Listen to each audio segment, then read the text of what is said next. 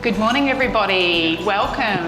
Thank you for coming along and being a part of our conversation this morning. I'd like to introduce you to these three beautiful women who are going to tell you about their story to start with, and then we're going to take you on a bit of a journey through their writing story. So first I'd like to introduce you to Susannah. Hi everyone, my name's Susannah Birch. When I was 2.5 years old, my mother cut my throat and it was quite severe, and I had a tracheostomy tube placed in my throat for 11 years, and my mother was diagnosed with bipolar. Well, originally with schizophrenia, then bipolar, and it was her first psychotic episode.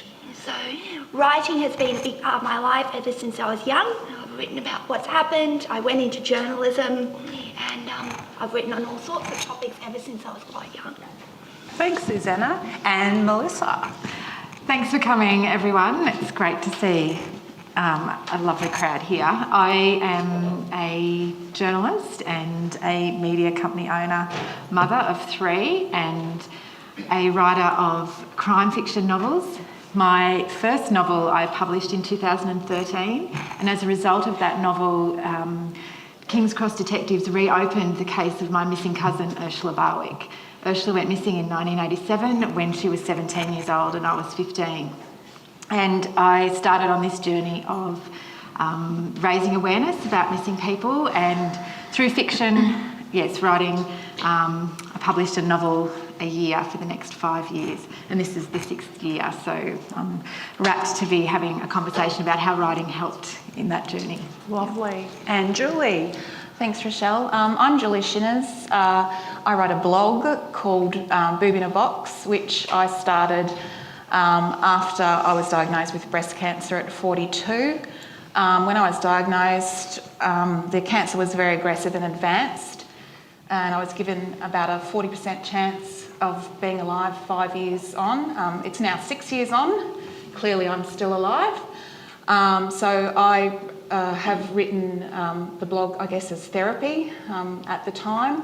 As time's gone on, I've started writing about other things because I don't really need the therapy anymore, thankfully. So really I'm thrilled to be here to give that perspective of, I guess, blogging, which is a different style of writing. Lovely. And just as a linking for us all, we're all former University of Southern Queensland students at different stages throughout our lives. So we've all been local Toowoomba people, and I'm still a local Toowoomba person. Just to put me into context, my name's Rachelle Hampson, and I'm actually a psychologist here in Toowoomba at Magnolia House.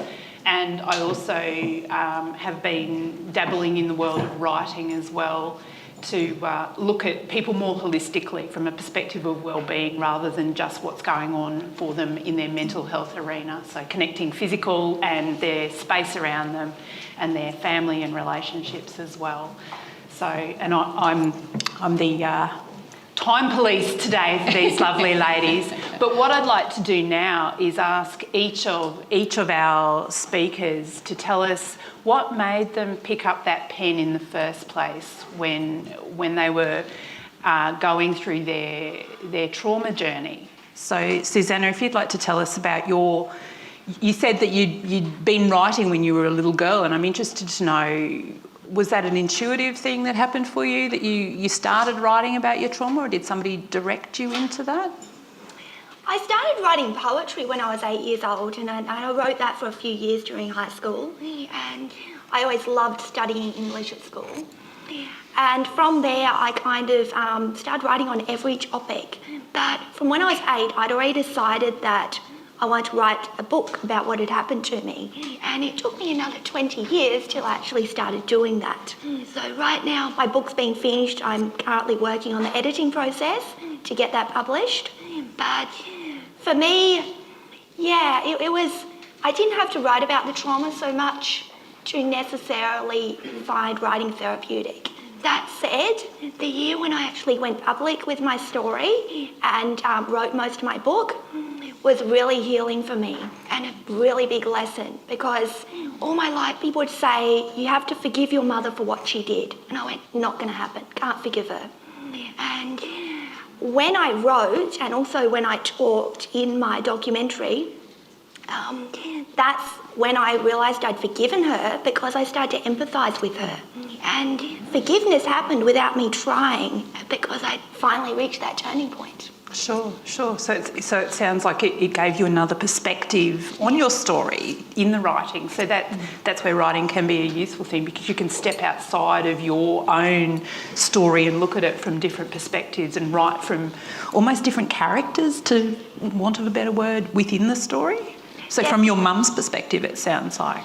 Yes, so I started writing more about my mother, and I actually wrote about living with her till I was 13. Okay. And that was really interesting, looking at her as two different people, the one who was psychotic and the one who taught me to cook and sew and all the things you learn as a child. Wow, that's a lovely perspective to take within a story that can be so traumatic. And that's an important part of trauma, is knowing that trauma doesn't necessarily always have to be a negative space that we go into where we become post-traumatic stress. So it's about post-traumatic growth as well. Yeah. So Melissa, let's hear from you on this. Picking up the pen. Yes, well, I've always written. My first story was published in the Corindi Advocate when I was 8 years old. Oh, the 8-year-old. And it was The Santa's Elf was the name of the story, and everybody lived happily ever after. Of course.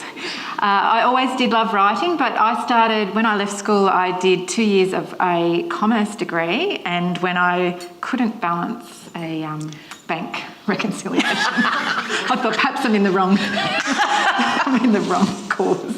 So that's when I transferred to journalism with USQ. So I've always written, but this particular writing journey that I'm on at the moment, I'd always wanted to write a novel, a fiction novel, and I've got so many that have been started, but I have had a very busy writing career because I've been in print media, and but it was seeing my cousin Ursula. So when Ursula disappeared, I was nearly 15, and we didn't talk about it. It wasn't public. It was there was a certain amount of shame on the family because she had run away, and we knew she had gone to King's Cross, and we didn't know. That we put her on a train, and she was supposed to call the week later, a few days later, and let us know where to take all her stuff, and she never called, and that was the last anybody ever heard from her. So. But in terms of writing about that, I never wrote about it, and I never spoke publicly. And when I was in the media, I never wrote a story about a missing person. So I didn't realise I had all this buried experience. And then once I started, I didn't stop. So lovely. But again, having a media background, I write facts, figures, dates, times. Then. Which is how I started my first novel. I was going to write a novel about Ursula, but we knew 6 things about her. And because we'd lost trace, I couldn't write a book. Like I had, the first chapter. So I flipped into fiction, and then this creative space. And then all those emotions and all that frustration, anger, and it's called ambiguous loss, when you've lost somebody but you don't know what's happened to them, and so your mind flips between that constant, is she dead, we think she's probably dead, or is she alive, she could be out there somewhere, or what's happened. So it's all around and around. So I was able to pour that into these fictional characters. Some of them were a bit crazy, including me, but because they're all my friends. Did they live happily ever after? No, and see, this is the thing, I was able to explore all the different aspects of how it impacts on someone when someone in their life goes missing, and I was also trying to highlight some mental health issues, because the year that I published Ursula's novel, the National Missing Persons Week theme was see the signs before they disappear. So I was, through my characters, going through this, what are the signs that we missed before Ursula disappeared? Like, what could we have done?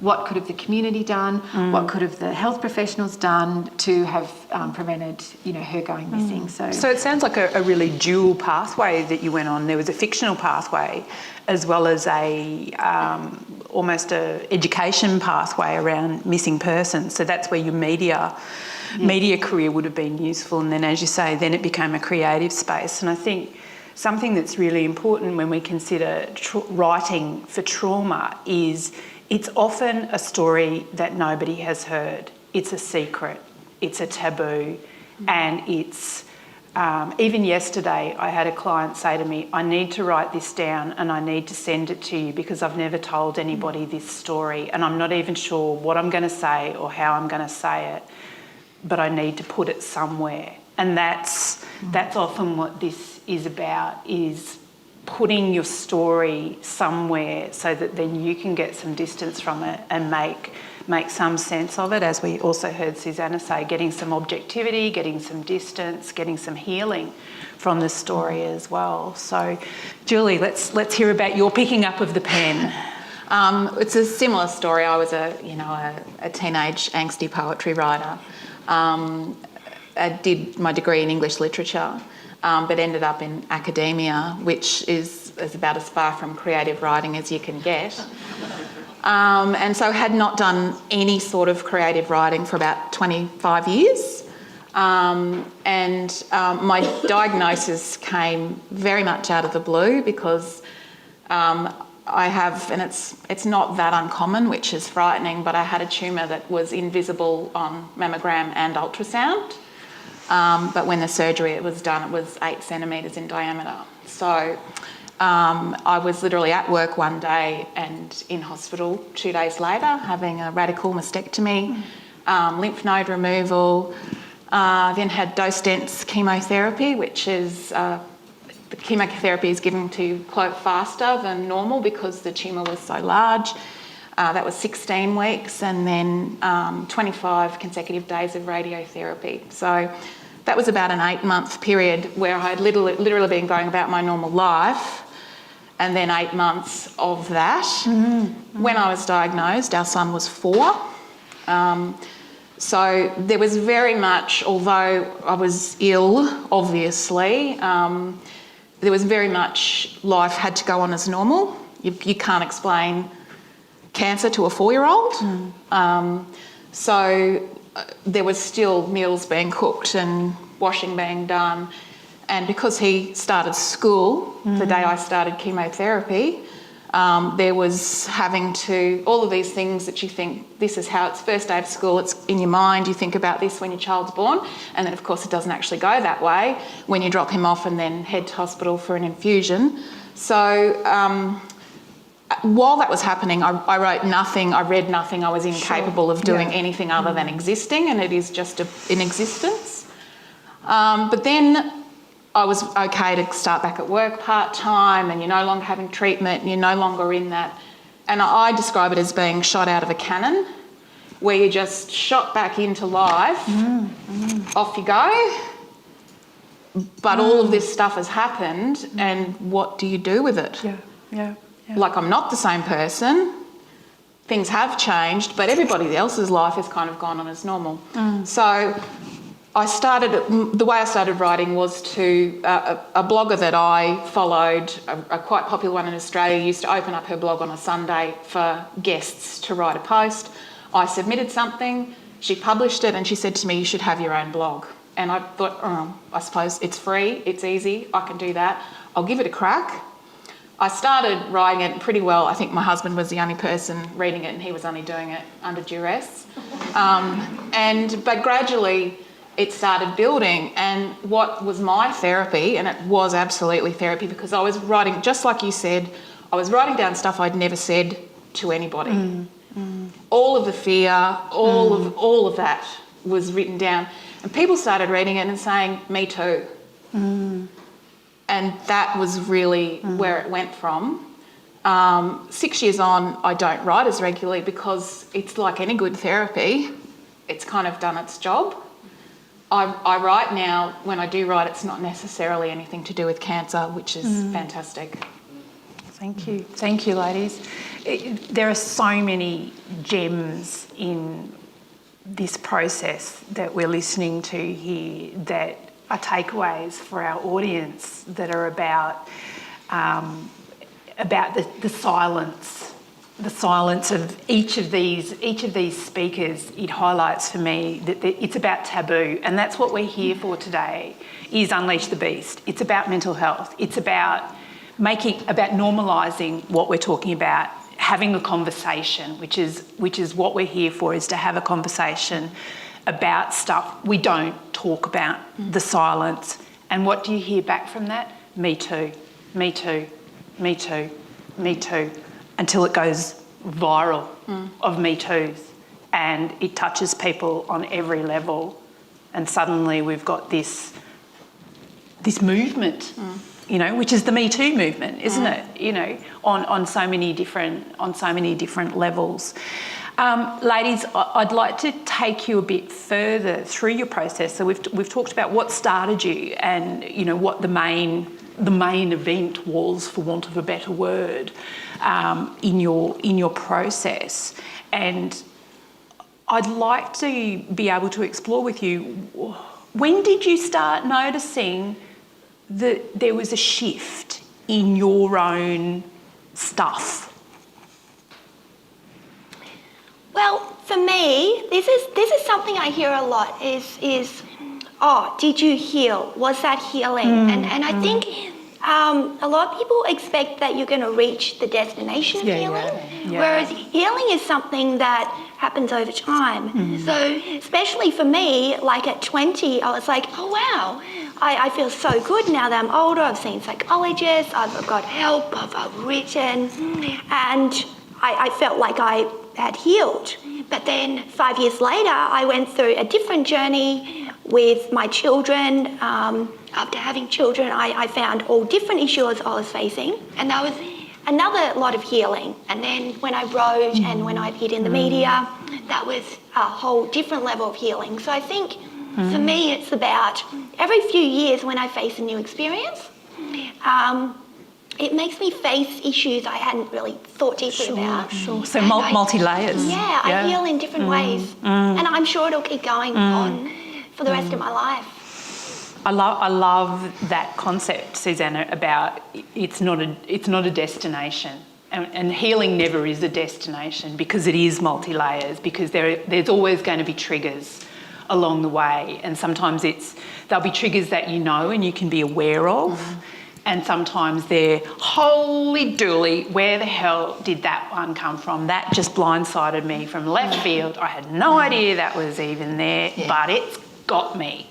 And I feel like crap, and I can't even work out what that is actually about. So I think, Susannah, you know, naming some of those points in your story, like having children of your own, you know, that's a big one, isn't it? Absolutely. Looking at my children at the same age was terrifying. Going, absolutely. What if I'm going to turn into my mother and hurt my children? Huge. And I had to get past that. Yeah, it's a huge process, and I'd like to come back to that in a minute. Melissa. Yes, well, I'm still writing. I've written my 6th novel now and working on my 7th. So I think I wrote my first novel and felt that I was, because of the response to that from missing persons networks and from the Australian Federal Police and everybody, you know, wanting to hear my story. I was also trying to give Ursula a voice, because here's this, my cousin who I grew up with, and she was like a sister to me, and then she just disappeared off the face of the earth, and 26 years later she was like completely forgotten. I felt like, you know, she'd been... So I was trying to advocate for raising awareness, trying to advocate for people having these conversations. The biggest thing for me was when I read some words on the AFP website that said going missing is not a crime. And I thought, I can talk about that, because, you know, we felt like that, because, and I think a lot of families possibly as well, because when you're reported as a missing person, you go into the police system. So you feel like a criminal, but you're not, you know, you're just gone missing. And also, you know, the posters that they used to have for missing people, they look like wanted posters. And I'm thinking, we have to give these missing people the personalities and the voice. And, you know, there's a lot of people in a similar, that I've come across in this journey. So writing my 2nd novel was really a way of me trying to process all the stuff that was going on behind the scenes. And by flipping into a fictional space, I was able to sit above it. And so it was all still happening. I was having lots of new information come to me. So I started a spreadsheet. So my commerce came in very handy. I could use a spreadsheet. And I had phone numbers, dates, times, places, people, and so 12 months after I published my first novel, I presented that spreadsheet to the King's Cross detectives and said, here we go. We have enough information to get this started again. And so all through that, so writing and because I could, sometimes when I talk about Ursula, it might happen today, but I've got someone helping me keep out of it. You can actually get quite bogged down in your conversation. So I do apologise in advance if I feel like I'm dragging everybody down, because it can, it's not as easy as what sometimes I try and make it look to go back to those times and back to those memories. Whereas by writing them down, I feel like I can be a lot more concise. And I also had a chance meeting with Denise Morecambe, and because I was sort of saying to her, what can I do? I feel like I've found this voice now. What can I do to help? And so I've got very involved in Day for Daniel, and I'm an ambassador, where I can get in at that preventative stage, like very early stage, and it comes back to that see the signs before they disappear. But if we can give children that confidence and awareness before they reach the age that Ursula reached, well then perhaps in some small way I'm maybe preventing somebody from making those choices that Ursula had made. So, and writing is just all like tied into all of that. Yep. I think we're happy to be bogged down with Melissa today. I think it's quite a comfortable space to be with her in at the moment, because it's such a process that I, for one, probably wouldn't have even thought about how it looks to be a missing person and what that's like for each of the family members and the connections around that, right down to the poster, and you're right, and how they look. And it's quite confronting, really, isn't it? It's not a crime. So I think that's a lovely way of also just bringing awareness to public issues and normalising and personalising, which is what writing in this space is very important about. It's a personal story, but it also connects you to the outside world. It connects you to other people, and it comes back to that me too. So it takes the taboo away. It says, oh my God, somebody else has shared an experience that I've shared, and how I'm feeling is actually okay, and how I'm feeling is actually normal. Because most of this stuff is stuff that stays in people's heads. It's not stuff that people talk about because they're scared of being judged. They're scared of being criticised. They're scared of being told, oh, you're a weirdo. Oh, my God, I can't. Oh, don't tell me any more about that. I don't want to hear your story. And I'm sure these ladies would absolutely, and we might even go there in a moment, but I don't want to get distracted. Julie, tell us about how you found yourself through the process. I think it was a particular post I did, and so my readership kind of started developing and was, in the thousands. And so I then became a little bit hyper aware of there were these anonymous spaces reading my stuff and started to kind of pull back into myself a bit and thinking, this is all super personal and what am I doing? Am I crazy? And then I don't know, one night I thought, you know what, bugger it. It is what it is. It's my story, and if I don't own it, nobody else is going to. So I said to my husband, take a photo of me without my top on, because I never had reconstructive surgery because the burns from the radiation was so bad. So it's really confronting. It's not confronting to me because I'm used to it now, but probably this was maybe 12 months out. It was still really confronting to me that there's a concave chest. There's massive scars, there's burn scars, there's all of that sort of stuff going on. And I said to my husband, just take a photo. And here I am at whatever it was, 44. What I'm going to do is put a topless photo of myself on the internet. And so I wrote, the post was about scars. And the metaphor of revealing those physical scars to be able to then talk about what the mental scars are and the emotional scars. And I did it, and I just wrote it, and I didn't even check it because I thought I'm gonna lose the guts to do this. Just press send. Just press publish, and I did. And then you kind of wait, and it's very immediate with blogging. You know, you're not. It's bang, it's in your face. Like, people are reading it, and then they're gonna write. And the first person said, "You've got really beautiful skin." And you think, why was I so hesitant? This is my story. Nobody knows my story except for me. Nobody can tell my story like I can tell my story. What I was expecting was all of my own insecurities. That's what I was focused on. And I just realised at that point, this is going to roll however I want it to roll. I'm completely in control here, and I can expose myself and this, you know, in all sorts of ways. And that was really that turning point for me. And it gave me the courage to then write about whatever I wanted to write about. And one of the things I then wrote about was nothing to do with breast cancer. It was a very personal story, however, about marriage equality, because my son's best friend has 2 mums. And it was at the time where this was all in the media and some awful, ugly debate. And I wrote a very personal story with their permission about our children. And it went viral across the world. Millions of hits and all sorts of crazy stuff. But that only happened, and that story was only out there because I'd actually had that turning point and had the guts to go, you know what? This is my story and I'm going to tell it. Yeah. Oh.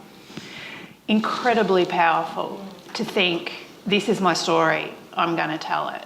And it is about owning your story. And there are so many elements for people who struggle through trauma about shame and ownership of the trauma and blaming of themselves, that it's this crazy monkey mind thing that goes on for people about overthinking and having these massive conversations with themselves about, oh my God, what are people going to say? And what if they do this? And I should say this and I shouldn't say that. No, I won't do it, and I can't tell anybody my story because they'll be disgusted, they'll be horrified, they'll blame, they'll shame. They'll do all the things that I do to me.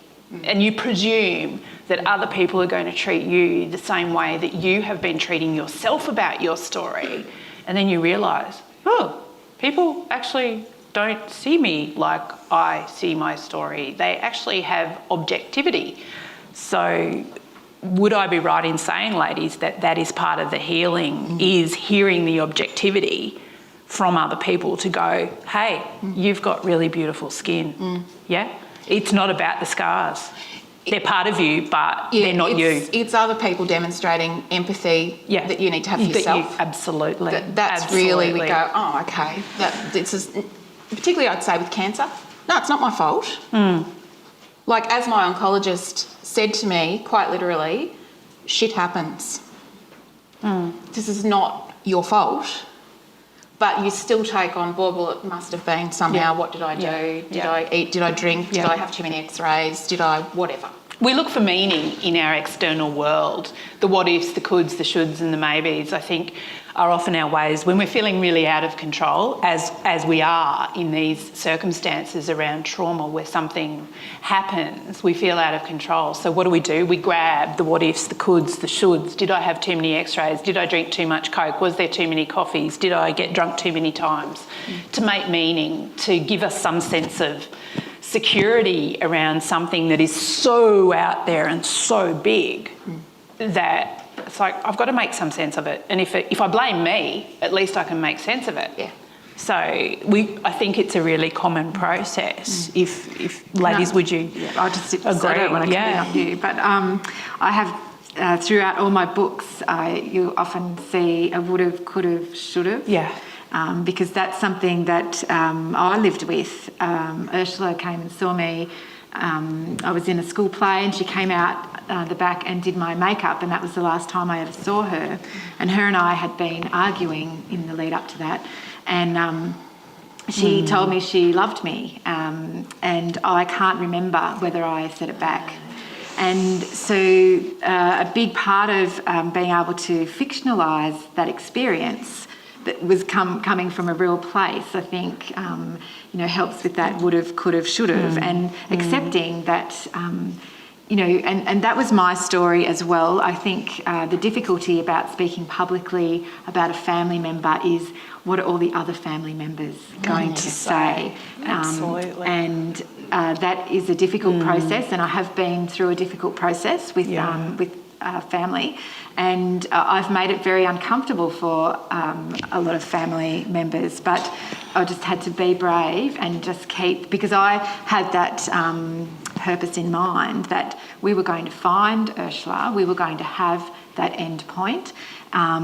People were saying, it'd be great to have closure, and I have a bit of a personal ban on that word, because there is no such thing as closure. So I've flipped that into being an end point. So, you will reach an end point, but then you've got another end point and another end point. But, so that would have, could have, should have is a big It shadows, I think, Susannah's thoughts before about it not being a destination, it being a journey. It's a continual process, isn't it, of layer upon layer upon layer of, where did this come from? Oh, this is new. And certainly in your situation, Melissa, it was new information. Oh my goodness, where did this come from? We couldn't have expected this on your beautifully formatted spreadsheet. That's right. I was contemplating then, for you particularly, Susannah, is when people notice your voice and ask you about your story, whether it be in print or in person, and about, we're about breaking down those taboos and feeling safe to speak about our stories. And I'm just wondering, if it's okay with you, what that's been like for you to have to deal with people, because, we're talking about some pretty confronting information for each of these ladies at the moment, and it's interesting to know how they've learned to go, okay, I can own this part of my story. Well, going back to what you said before, Rachelle, about taboos and secrets, that was something that I found very claustrophobic growing up, because when you're a child, you want to talk about what happens to you. And, well, looking back, I completely understand why my parents said, you don't go around telling other kids, my mum cut my neck. But at the time, I felt very limited, and I knew I could talk to my father. He's always been a wonderful support. But it wasn't until I was around 13 and actually started school, because I'd been homeschooled till then, that I went, okay, I can talk about now. The kids my age are the right age. And so I was very open about it, and I was very, okay, this is what happened. And so most of the people I knew me as, yep, she had a neck cut. Okay, we know, cool. So I do meet a lot of people though, and probably the question I hear the most is, do you have a cold? Are you sick? Are you okay? Do you have asthma? And I go, no, this is my normal voice. I'm way worse when I have a cold. So I guess it's something I've grown used to, and it's good, because I don't mind sharing my story now. Obviously, if it's in a situation where I don't want to shock someone, I'll avoid it, but I'm very open about it now. What about people's responses to your story? Children are more forgiving. They're like, okay, cool, move along. Yeah, but adults, I think, are probably a bit more confronted when they hear a story that presses all their buttons, like, and they want to ask questions, like, oh my God, how could somebody do that, Well, I'm always a very blunt and upfront person, so most of them go, oh, okay. Stop them in their tracks. Occasionally, it's a good icebreaker, like, hi, I'm Susannah, my mum cut my neck, what do you do? So I don't mind using it for the shock value occasionally. Depends on the situation. But yeah, the reactions really vary, but most people are pretty good once they get over the initial, is she joking? Yeah. But after that, they're usually fine. That is a whole new take on owning your story. I love it. I think you could take that on the stage, Susannah.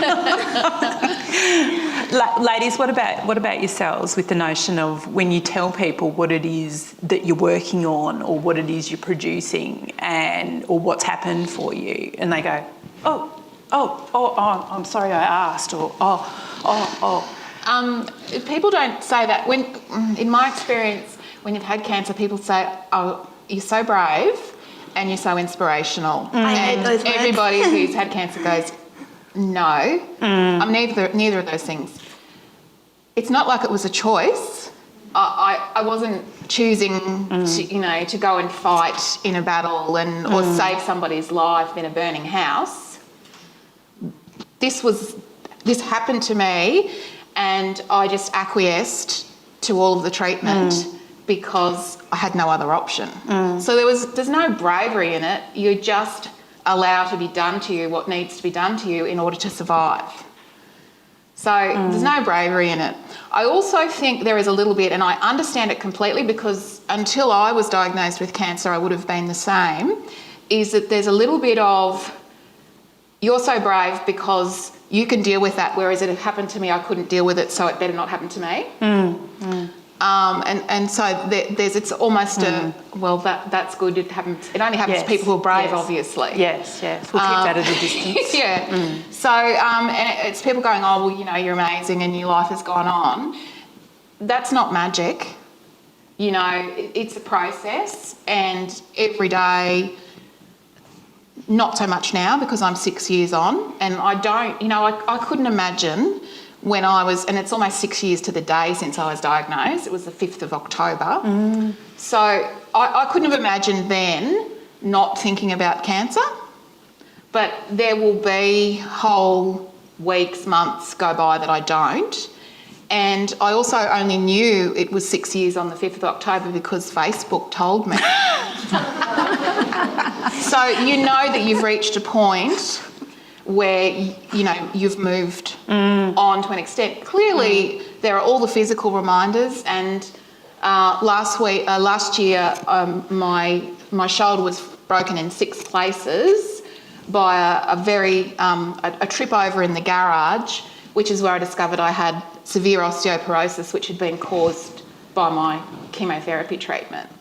So that's kind of your gift that keeps on giving. You're going along with life as normal and then bang. But apart from those things, and that's a fairly big thing to say, apart from that, but I think the writing allowed me to work through all of the things. If I still had them inside me, I think I would be in a very different place. I think it's almost that process of being able to work through that, make yourself vulnerable to it, and then has allowed me to move on. Sure. The vulnerability is an interesting point when you're writing and you're putting that out into the world, because obviously there's going to be haters, isn't there? There's going to be critics. There's going to be trolls. We live in the world of social media where people can say anything they want and hide behind their keyboards, can't they? Yeah. And I think that's probably a great fear for many people, even just from a writing perspective, is, oh my God, I'm going to put my heart and soul out there and somebody's going to say something and then I'm going to want to delete it all and run away and hide again and never speak again and lose all of my confidence. And even just from a purist writing perspective, ladies, I'm interested to know how you've actually managed that, and have you had haters? That's a really great question. I throw it back on them. Yeah. So okay. I've done a lot of media, some of it by accident, going viral in the Daily Mail, picked up my story and wrecked it, but we won't go there. So I've had my story translated into like 15 different languages, and they all kind of, which are like Chinese whispers, the story changed along the way. And so what I did was being me, I have Google alerts on my name because I'm paranoid my mother will track me down, and I went to every single mention of me on social media and reply to any smart-ass comments. Okay. And I had people like, one guy was like, oh my God, she's ugly. And I said, well, my husband doesn't think so, but thanks for your comment. And he messaged me later going, I'm so sorry, my wife told me, go apologise. So, Okay, for me, so it's calling really, them out. Yeah, because when you comment on a news story, you don't realise it's a real person. Like, have your commentary, but don't take that person down and troll that story. And if you do, I will find you. Warning. What about for you, Melissa? Have you had people feed back to you? Question your sanity in the process? I guess I've had more support than none. So some of the non-support from internally has been, that's been a big learning experience for me. But what I have learnt from that is that everybody's experience of a situation or an event is their experience. So someone said to me from the Families and Friends of Missing Persons unit, which is sort of like a counselling service in New South Wales for family members and friends of missing people, that it's the same story, different page. And I think just reminding myself of that, I have had some terrible interviews. One of my biggest challenges actually was to get the media to stay interested in Ursula's story. So, and it's a common thing with a family member of a missing person. You know, there's the big high-profile cases. Obviously, Daniel Malcolm is one that the media are all over it. But I was thinking, how am I going to keep the media interested in Ursula? Because someone out there knows something. We've got to find. We've got to find this out. So I did open up all my privacy settings on social media so that I could, just be getting, if anything sort of popped up or came up, that we would get that. So I haven't had like a lot of negative feedback, but one thing I have experienced a lot of is a lack of understanding of what we're going through. So, and that really just drives me to talk more and explain more, and push for change. I mean, we, like all of us want to make. We can't change the world. Wouldn't that be great? But I can make a small difference in some way. So, I think I probably have missed a step with this with the audience in letting you know that Ursula has been found, and she. 5 novels and 5 years later is how I explain it, that it was discovered that she died in a car accident about a week after she went missing.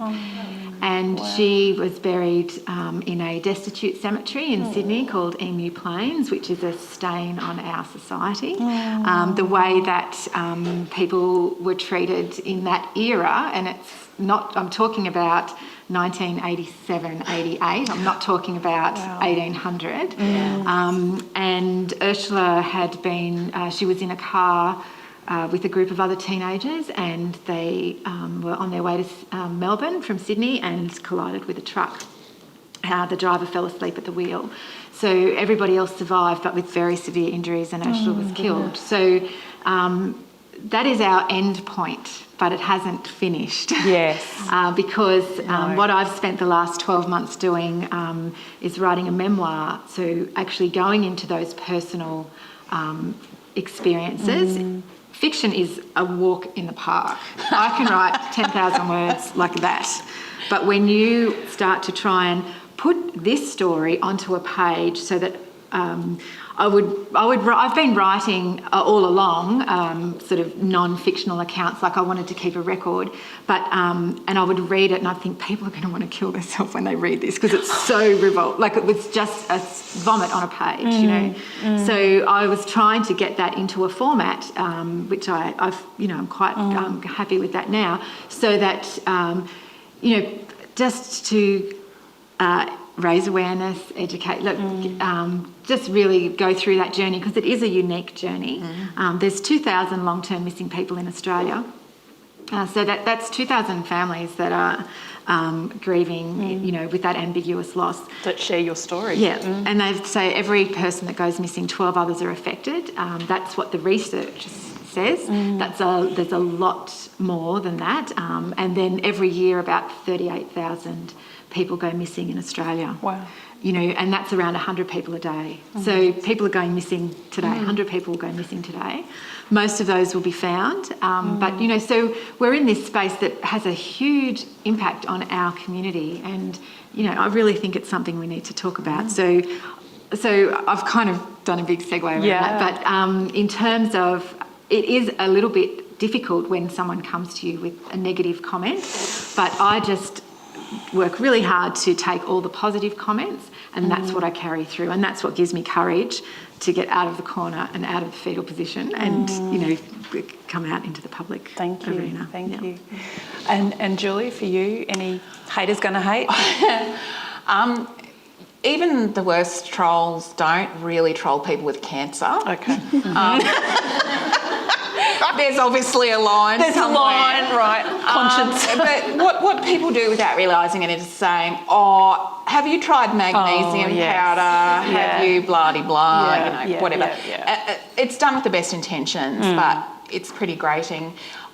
And when I published the same-sex marriage and that went crazy, again, people were fairly respectful, but I see the blog as my space primarily, and if you're going to come in, I'll just delete. Good. Yep. Bang. Delete. That's my space, and I'm not going to, you can start your own blog if you want to start. Exactly. Go put your poison over on your own page. You're famous once someone starts a blog on you hating you. Oh, I must Google that. Hey, Julie blog, you're famous. I'm really conscious of time, and I'd like to open up the floor to anybody that might have some questions. And we've got a microphone coming, so if anybody has got a question, please, the young man over here will bring you a microphone.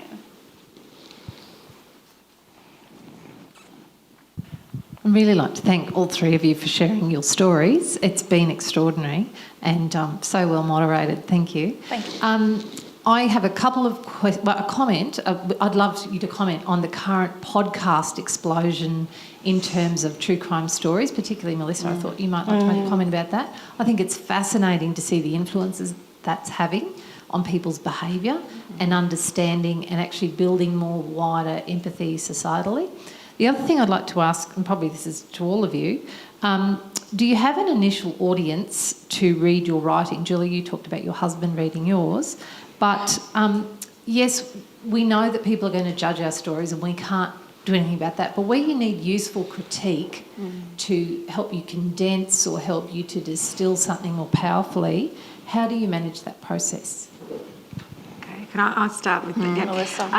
So I ended up self-publishing my 5 novels, but I went through a very rigorous editing process, starting with my mother-in-law.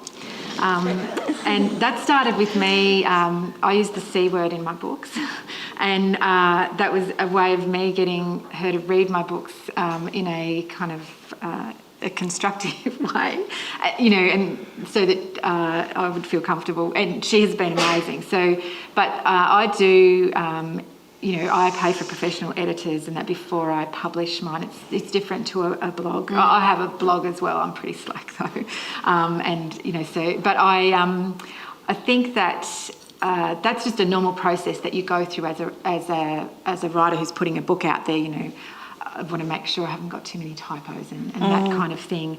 But I did have a professional editor, and I had very big disagreements with her. One of my books, she said, my main character, who is a detective, Rhiannon McVeigh, because it's a crime series, spent this whole one book crying. And she said, oh my God, she's crying again. And I was thinking, yeah, she's really gone... she's picked up something that's happening actually to me. So because through that year, that was when I first found out that Ursula had been found. And so, it was crying on the page, but I left it, I did take a few out. But yeah, so you do go through a bit of a process just before you, I just want it to be the best that it possibly can be before it goes out in the world. Yeah, blogging's very different. It's a lot of what I write is stream of consciousness to start with, but apart from the scars post, I don't ever really publish anything just write it and then publish it. There's a process where I'd sit with it. I might come back in a week, that kind of stuff. I edit for a living, so it's a case of probably that discipline is within me when I write anyway. But because it's my space, it's self-published. Sure. If it's badly written, so be it. It's the luxury of having a blog. And ladies, about the podcast explosion that our questioner asked about. About blogging, I was going to say I'm prolific and I'm the opposite of you ladies. I hate editing. So I probably have 1,000 posts all over the internet, 30 websites. I get a new topic. I'm like, start a new website, register a domain. Oh, that's fun. So yes, it's terrible going through the editing process with my book because I'm like, I just print publish. I write 12 posts in a day, press publish, it's out there. I don't reread it. It's laborious. Yeah, the editing is the writing awful. is fun. The editing is the laborious Agreed. side of it. It is the discipline. Podcasts. I love podcasts, and Phoebe's Fall was one of the first ones I listened to. So I've taken up mountain bikes that are just mental health, my own mental health as well as the writing. Took up mountain bike riding and yoga. So that's my mental health balance is, a bit of a mix, but listening to podcasts on my mountain bike. In terms of, often it's a really great way of telling a story, like telling the full story. And see, this is what I was getting at with Ursula. Like, it's not just a one-dimensional face on a poster, and all these, podcasts like with the true crime, like just all those. It's so multi-layered. What happens, and I really think it's. I love podcasts. I love talking. I love listening. So yeah, Fantastic. Have we got any other questions? Yes, over here, the young man with the mic. Thank you. Hi ladies, thanks for sharing your stories, really empowering. I just have a question in regards to writer's block. I'm sure you guys know of that. What do you guys do? I'm just curious to get out of that writer's block. What do you have? Drink a certain tea, or do you go exercising? Or just curious. My answer's easy. I do nothing because I'm not under any deadline or requirement. If I've got nothing to say, I don't say anything. That's the bonus of blogging. Whereas very different. Yeah. I guess for me, when I get into writing, I'm prolific, so it just pours out. My problem is I have about 200 empty blog posts with titles sitting on my site. I'm just like, I could write for like months and not finish because I'm halfway through one post and I'm like, I've got an idea for another. Yeah. Full of ideas. Not at all. I actually got writer's block. So last year, so I always publish my books in National Missing Persons Week, and last year the Australian Federal Police launched my 5th novel, which is called Found.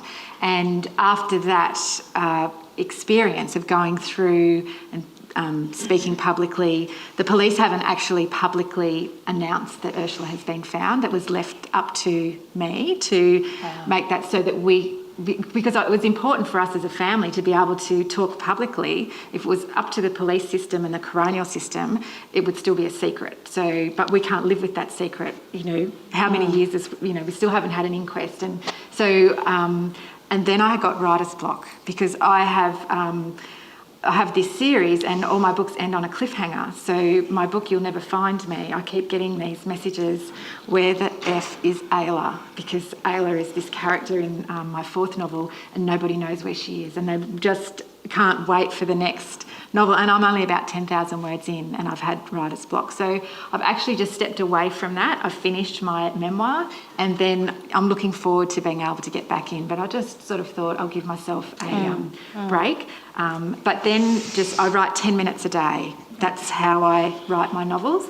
And so I sit down, doesn't matter what time of day it is. So I find, because I have such a busy life, I can't say, okay, I'm going to write from 7 till 9, or I'm going to write from... So just any 10 minutes I can grab, and that's how I've managed to get... So it sounds like about being gentle with yourself and not forcing it. Yeah. And none of us are writing full time. No. So we all have, real jobs. Big real jobs. Other lives. And study and all of that sort of stuff. Sure. So it's really not making a chore of it, because I think once the writing becomes a chore, it does.